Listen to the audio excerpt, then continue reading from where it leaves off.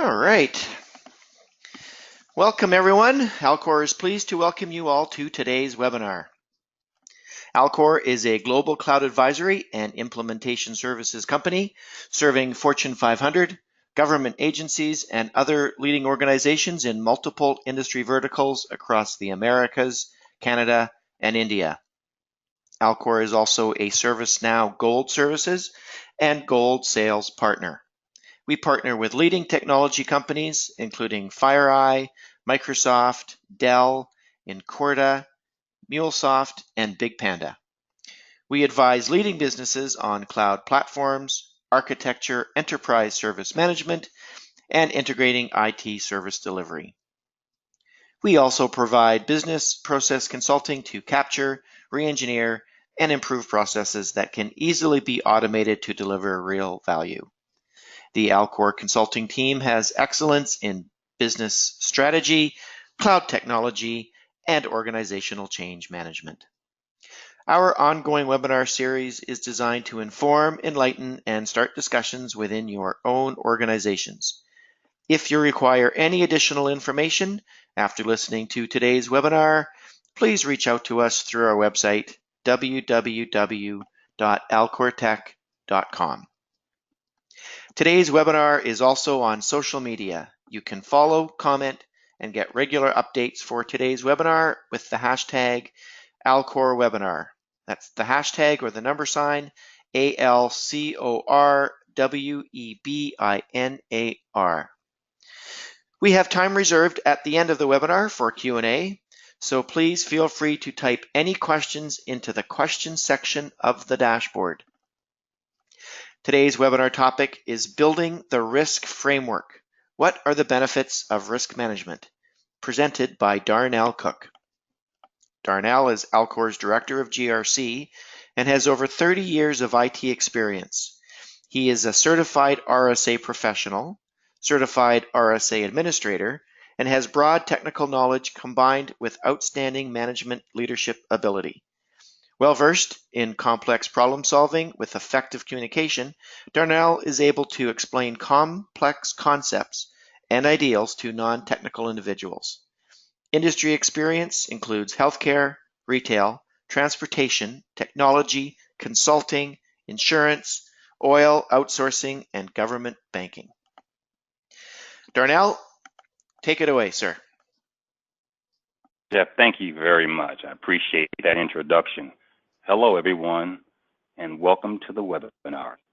As Jeff already explained to you, we are Alcor. We have a very, I would say, diverse background as it pertains to the risk management space, as well as other technologies, which we're going to talk about today in today's webinar. Okay.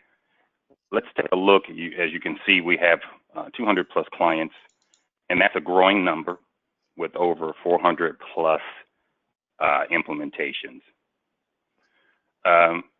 We are, as Jeff mentioned as well, we are a top 5 ServiceNow partner in the USA and Canada, Gold Services partner and sales partner with ServiceNow.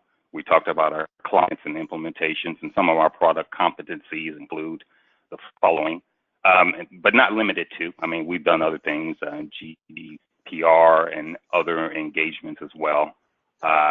Certified ServiceNow techno-functional and technical consultants, +9 consistency SAT score, meaning we implement the product and we get great ratings and scores, and that's why ServiceNow likes to use us, and that's why we're one of the top-rated partners.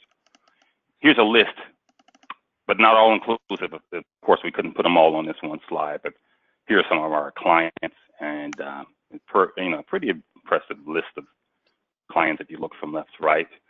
And once again, that client base is a growing base for us, and we're so happy to be part of the partnership we have and with our partner ServiceNow. Let's talk about risk management. Here's some risk management overview. And I have some interesting what I call interesting spins to what we call risk management. Just being in this environment, and what I mean by this environment, there's a lot of things that are going on. Why we feel, Alcor, not only Alcor, if you look at some of the market trends, why you want to adopt a risk management program.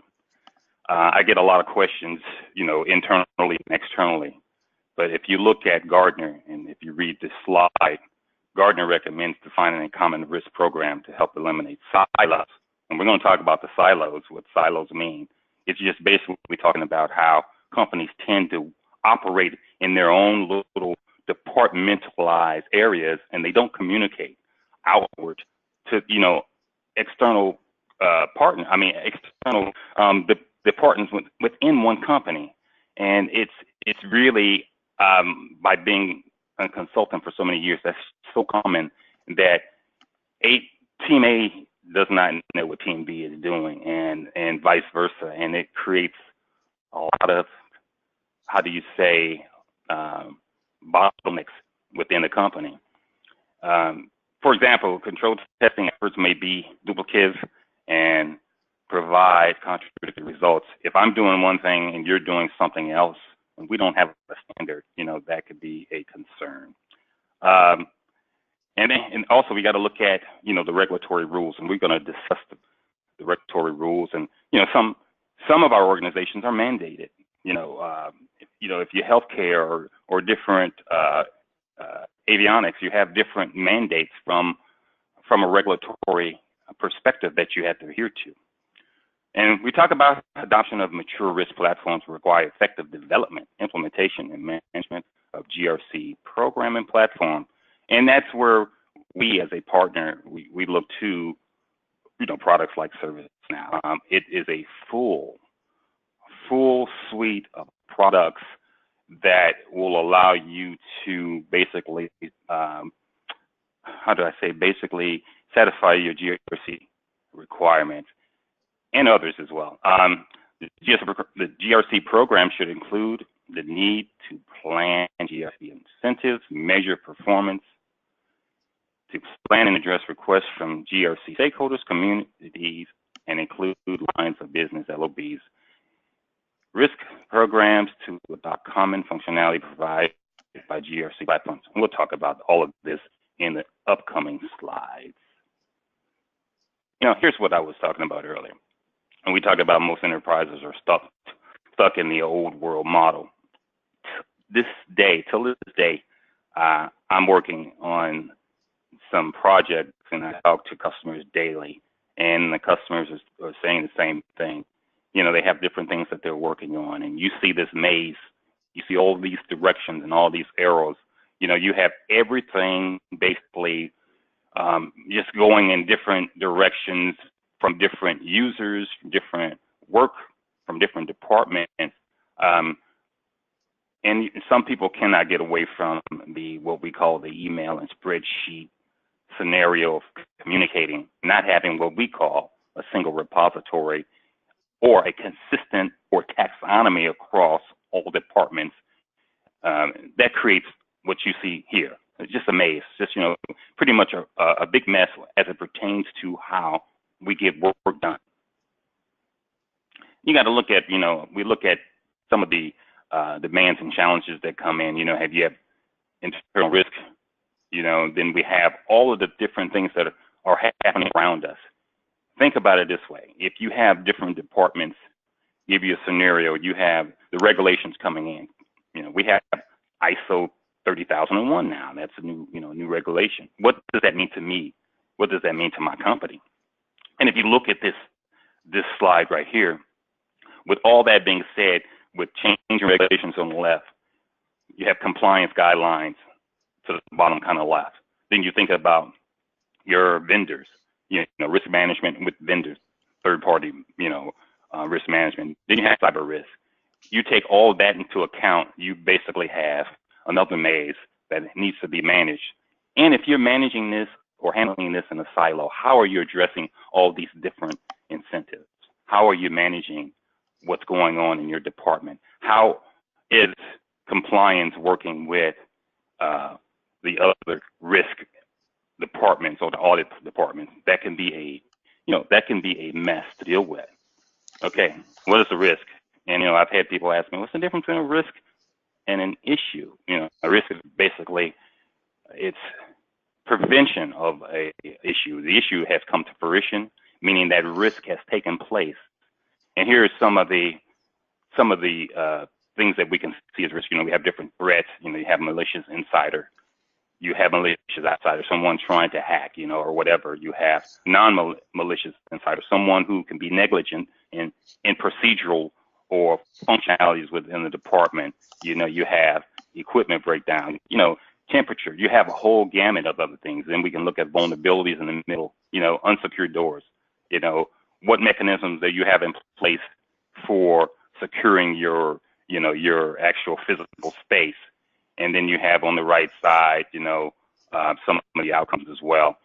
Physical damage to IT hardware, you have data breach caused by missing software patches, a whole gamut of things that could happen that could create risk in your environment and create turmoil as well, So, and we're going to talk about more of these and how these affect us.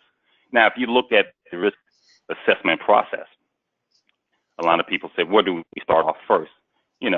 What you basically have to do, in terms of doing the whole process is that you look at the optimum and then you look at the suboptimum. Start with the business service assessment, then identify and support IT service, quantifies what's important. You're basically saying, okay, let's sit down, brainstorm, and talk about what we have going on. What are our risks? What risks do we have? How do we prioritize them? How do we monetize those risks? Do we assess a value to those risks? Are we going to give them quantitative or qualitative risk scorings? And these are things that you have to look at from a departmental or from an environment on how you want to address some of these things. And then you have to also put things in priority. And one thing I always want to mention, based on resources, which we'll talk about as well throughout this presentation, based on resources will be the way that you address or handle some of these risks. And people say, well, are there some risks that are inevitably just stale? That's a great question I've gotten or addressed, and that's true. By the time you get to some risk, guess what? Something is morphs or transferred into a different level or to another risk because you have not addressed that risk. So the timeliness of risk management as well is really important. And there are some risks that you do nothing with because it's not worth the time, effort, money, or resources to even address. Here's some roles. And people say, okay, so if I'm building a risk program, and we look at this, from a ServiceNow perspective, it's as easy as having, the management of just three different roles within the environment. You have the risk admin, the risk user, and the risk manager. And here's some of the tasks, the risk admin perform, every GRC admin risk manager can do delete, define things.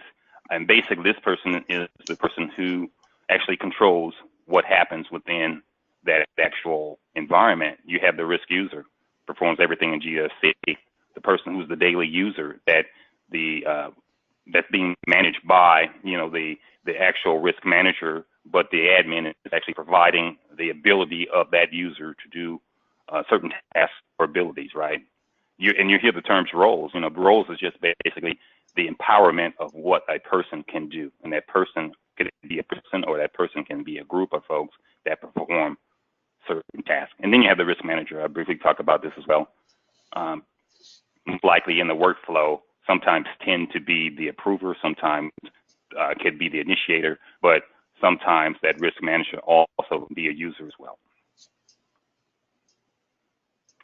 In the GRC space, we talk about this all the time. We talk about the architecture, and we look at the risk architecture as it kind of pertains to ServiceNow. And one great thing about the tool that I really am very fond of, the tool really allows you a lot of flexibility. We talk about risk frameworks, then we talk about how you can categorize some of these things. And in this example on this slide, you see how we have the risk framework set up. Then we talk about the different profile types. And then if you look at how we categorize these things, you can say, within that category or that profile type could be, it may be, you could have a different, I call it segmentation of how you classify or categorize either regions or areas within your risk. So it's just a way of basically organizing risk for your environment and managing that. And then look at it from this perspective as well. When you start organizing things that way, you can kind of report. And the power of any tool is the ability to bring out reports from what you have inputted or designed within the tool. So reporting by having the risk profile types will also allow you to report based on maybe New York or maybe Chicago or California, what's happening in those areas if that's how you have your program set up. Let's talk about ServiceNow GRC, okay, how it's recognized in the industry. If you see these names before, Forrester and Gartner, if you look at it, ServiceNow is a significant entrant into the GRC market, and it's been really just climbing every year. It gets into the quadrant, and we're talking about, it's well pleased by the community, by the industry, and we talk about ServiceNow as one of the top 10 solution customers should know, and even Gartner, which is well renowned as well.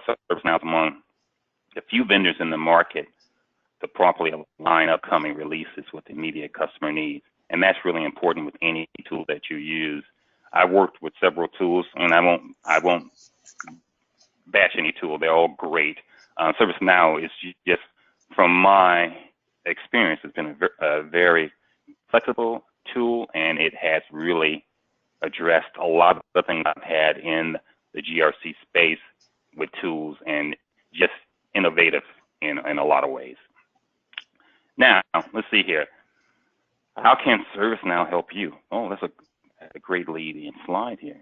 Okay, ServiceNow can actually help you do a lot of things in here. If you look at this slide, one thing that also great about the tool, and I don't want to make it strictly about the tool. The tool is definitely great, but when we talk about risk management, the ability to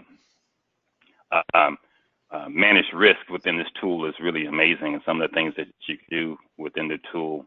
Let's look at it. Talk about we can leverage single systems of record to identify at-risk assets and plan risk assessments. So if you have a scenario where you want to send out something from a time basis, you can have the tool send out you quarterly, monthly, and yearly risk assessments. You can utilize common definitions of risk to ensure consistent identification and assessments and response to risk. So the key thing here to me is common definition of risk. That's taxonomy, right? So we have a tool that can actually manage this tool, and other tools can also do it as well. Manage the taxonomy. When we talk about the silos, now we're dealing with consistency. The way that we measure, the way we look at, the way we report, the way we act upon, it's consistent. Okay, use the scoring methodology. I've worked in several environments where audit has a 5-point scale. Compliance has a 3-point scale. We're talking about the ability to just use one scale across the platform for consistency. So I'm talking high 5, you're talking high 5, and we're now talking different numbers and real-time risk scores based on continuous monitoring, which is another feature, that the tool has a level of automation that I really find very pleasing from a user perspective and from an environment perspective. Okay, risk management in ServiceNow, the register assessments, industry-proven risk assessment workflow, robust scoring. We talk about the qualitative and the quantitative. You can assign a monetary value to it, financial impact based on reporting, and statistical reporting and risk indicators. So when we talk about statistical reporting and some of the other things, the tool has the ability with performance analytics to do very drilled down level reporting. And it's really, the reporting out of the box is just really amazing. And that's really a great thing. Unlike some tools that you have to do a lot of manipulation and a lot of work within the tool in order to get it to spit out the report. Not at all for ServiceNow, and even creating custom reports is pretty easy. GRC Risk, we talk about the ability to house your GRC risk programs within a tool. And we talk about risk management statements here, industry aligned risk assessment workflow. As you see on this tab, you have the ability to go from draft, assess, review, monitor, and retire. So the workflow for the actual tool is great, and the ability to do a lot of things that you won't see from this slide. The notification, the monitoring, and it's really pretty nice to deal with and not a hassle to create, as well as things like customized reporting workflows and things like that. Introducing ServiceNow governance, risk, and compliance. We talk about the taxonomy. We talk about one tool that can span across, multiple departments. You have the ability with this tool, and we talk about risk. Risk runs the gamut across all of the different platforms. You have some level of risk, and you have, you can use the risk register to actually input your risk for other departments in order to use those things. The ServiceNow platform has a lot of tools and a lot of features that's very appealing to the market, and I think that's one of the reasons why, excuse me, it's growing in terms of the user base. The functionality of the tool allows you to do a lot of things, and the scalability of the tool allows you to do a lot of different things, and the user experience,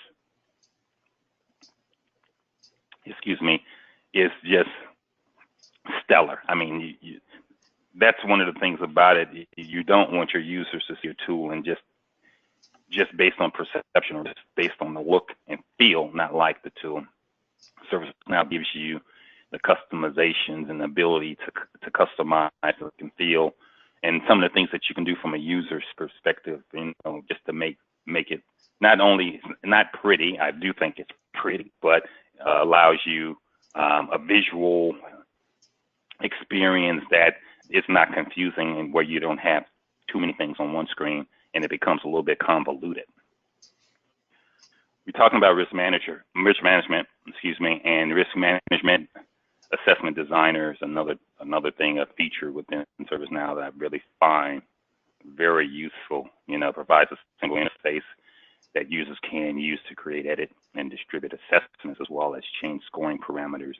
Assessments are really big in order to run a risk program, and that's the purpose of this webinar. Risk programs are basically understanding what risks are involved or what risks are addressed in your environment. In order to do that, you have to get your CEOs, your CISOs, your financial risk officers or managers or whatever. You need to give them information. You just can't say we have risk. You need to be able to substantiate that, and by giving an assessment and doing an evaluation on the environment, gives that level of how would you say, either risk enablement or the need of providing resources for a risk management program. You don't have this data. It's kind of hard to substantiate a risk program, and a lot of the companies now have also complained people wearing too many hats, and you have to substantiate a risk role. Okay, the needs: transform efficient processes into a unified GRC program. That's the tool, and that's the purpose of this webinar. We basically need to go in, do our assessments of risk, and talk about what vulnerabilities, how is it impacting us, and what are the and we look at all the different things within our environment, we need to basically analyze the environment, put that stuff down into a, some type of format, level of importance, evaluate it in terms of maybe a strategic perspective, saying, okay, we have to look at our branding issue. We want to make sure that we're not being viewed as being an organization that's not, willing to change or willing to address the future. There's been companies that have not really taken risk seriously, and it has caused the demise of the company by the sheer fact of the risk overcoming the environment, or them not being proactive to manage the risk. And it was overwhelming, and it's taken down companies. Then we talk about the future state. We look at where we are now and where we want to be. And by implementing a risk program, this allows us to say, okay, day one, we did an assessment. We saw where we were. We were very immature in terms of what vulnerabilities, what risk, what issues we were potentially having by not addressing the risk before they became an issue. And by having that before, as is, and future state, this allows us to eliminate future problems within one's organization. Automate actionable and unified ServiceNow GRC. One thing about the risk program, you need a tool that's going to be able to enable your success. Okay, we talk about that, and with the continuous monitoring, your risk and compliance posture to control your risk. When we talk about continuous monitoring, this gives you the ability. This feature allows you to not, what we would say in the industry, have our risk become stale, because we continuously monitor them, and they're being pretty much, how would we say, automated from a perspective of automation, saying that we are not allowing things to just sit there and do nothing with. We continuously provide updates, and we actually change if need be to adapt to the changing times within one's environment. We talk about prioritized response and critical risks across our enterprise. We have to address the highest business risks first. You prioritize those, the highest, the most important. However, you find that, and that's what we talked about earlier, strategically look, write them down, prioritize them, and even monetize them, saying, okay, this costs us $1, this one costs us $10, this costs us $100. Which ones should we address first? Do we want to address the high dollar, or we want to address the $1, but we have that issue a million times? So, it's a way of looking at that. Then we talk about automate your communication and process to reduce GRC burden and improve productivity. Once again, going back to the first slide, talking about the silos. If you automate something, you limit a lot of human intervention, you limit a lot of human error, and that's the purpose of automating, just not risk, just not GRC, but automation within our industry anyway, per se. Okay, monitor, prioritize, and automate response to third-party risk, reduce risk posed by third parties. Third parties could be vendor management, other folks that you do business with. You got to look at it from this perspective. Once you do business with someone else, that their risks become your risk, and that's another feature that ServiceNow, or a tool like ServiceNow, allows you to limit. Customers have achieved great outcomes with ServiceNow. We look here, we talk about productivity gains. In this industry, in this day and time now, everyone talks about, hey, I'm wearing too many hats, I'm doing all this. Risk programs are sometimes thrown by the wayside because we have resource constraints. And using the tool can, help you solve a lot of those issues in terms of productivity gains. We talk about it here. Integrated GRC gave us back over 9,000 IT man hours. Okay, we've reduced our audit data collection time by 93%. That's something you have to look at. With those numbers right there, that's something that, if your environment is having concerns like that, the tool itself would pay for itself in a matter of time. Proactive risk management. Okay, we're talking about our controls frameworks being manual and defective. There's sometimes industries that do a lot of things manual. With a tool like this, you can manage your risk by using authoritative sources to make sure that your policies come in. You have your citations and your controls. So the tool helps manage a lot of those concerns that you might have. There's a manual mapping of your policies. That just has to happen. But once you get that in place, it's pretty seamless. Then we talk about reliable real-time insight. When providing results to executives, ServiceNow has done the work for us. Risk management is the power of knowledge, and if you don't have the knowledge and you don't have the information that's reporting on, you don't know what's being addressed, you don't know what's failing, you don't know what concerns can one day cause your business to take a dip or turn. You want to be in front and proactive in handling these concerns. Okay, risk management assessment. I like to talk about the different types of assessments within risk management. You have all the different kind of questionnaires and assessments, and these are really good for keeping you up to date. You send out these assessments to find out the posture of your environment. You have your application system control procedures. You have device assessments, facilities, for so on. You can have an assessment for almost anything. It basically gives you the ability to understand where you sit, where you stand, your position today as compared to where you want it to be, or compared to others in your industry, or compared to where you want to take a turn in terms of things that you have encountered in your environment that you want to make a change. This is a good way of addressing a lot of those issues and concerns by doing assessments to give you real time. A tool can give you the ability to do automated assessments. You can send them out on a scheduled basis, which is really a great thing to have and do within your environment. Okay, the risk acceptance in practice. Here's basically what you do. You have a risk manager that completes the risk assessment and needs a way to handle a threat or risk. We have different ways of looking at what happens from this outcome. We talk about the risk determined needs to be dispositioned in one of the following ways. You mitigate a risk. Okay, that's an action. Deploy mitigation control. Something happens, the door doesn't lock at 6 o'clock. We put something in place to make sure the doors automatically lock at 6. That's just an example. Risk acceptance. Accepting the risk, action. Business owners understand to sign off of a risk. We have to get ownership, and that's another thing. Having a risk program, it's someone saying, "Hey, I own this. I will make sure that this doesn't happen," or I try to make sure that our environments are always going to have the ability to be protected from risk because we are watching what's happening, and we have someone who takes the ownership. Avoid the risk.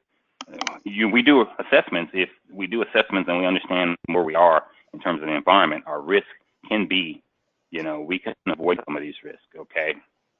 But here's the action. We talk about reject the risk and deploy measures. So rejecting a risk is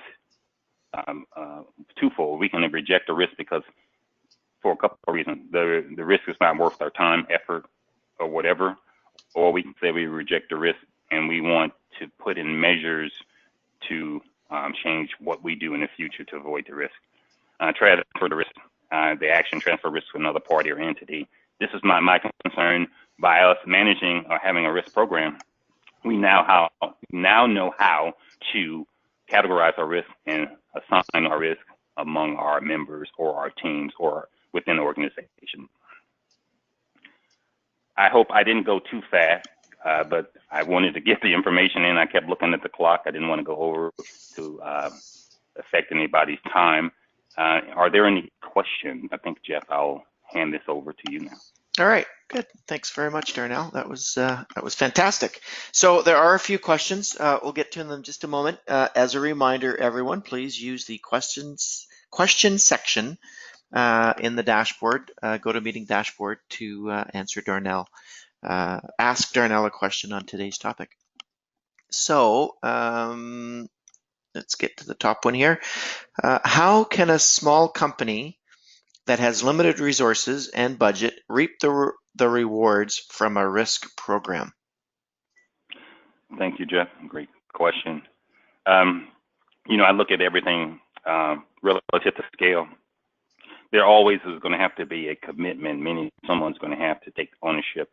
But relative to scale, whether you're small, large, medium in size, it's proportionate to your size, your company, allocating a resource to look at the risk, assign the risk, and prioritize the risk. You'll see the benefits. Here's the concern that I have. There's a Forbes article that I've heard. This says 92 or 93% of all companies will be affected by risk, and they say only about 12% of those companies will act on them. Whether you're large or small, acting on the risk can actually affect the bottom line, meaning your vulnerabilities, even your profit margin and things like that. So it's a smaller scale, but it's still relative to the scale. So starting a program, in my mind, and from what I've seen in the industry, is still very beneficial. Thank you. Okay. All right. What questions are normally part of a risk assessment? Oh, that's an honest question. Okay.